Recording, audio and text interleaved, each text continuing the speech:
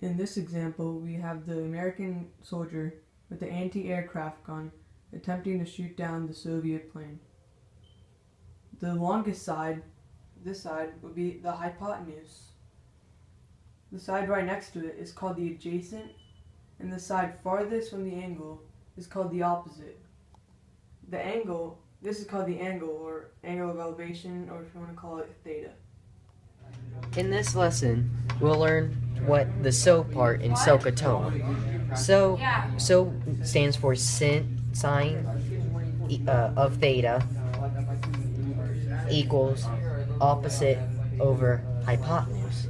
In this example, this is our theta, 22.62 degrees. Our hypotenuse is 1,300, and we'll try figuring out what opposite is.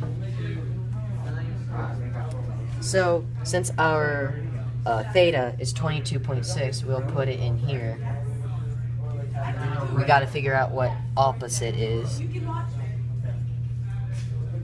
And down here, we have our hypotenuse, 1,300 meters.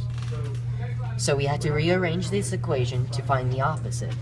So we'll do sin of 22.62 times 1,300, which would equal the opposite. The result, you should get 500 meters, which is the opposite side. In this section, we're going to review ca, which means cosine of theta is equal to adjacent over hypotenuse. So in this example, we're trying to find hypotenuse, and we know the adjacent. So the cosine, which is the angle, was 38, so I'm going to write 38 degrees. And 4,600 was the adjacent. So now we're trying to find the hypotenuse. So what we do is we multiply cosine of 38 by hypotenuse, so that'll be hype, is equal to 4,600. Then what we'll do is we'll divide cosine of 38 to the other side. So then we'll get hypotenuse is equal to 4,600 over cosine of 38. And you should get the answer, 5,837.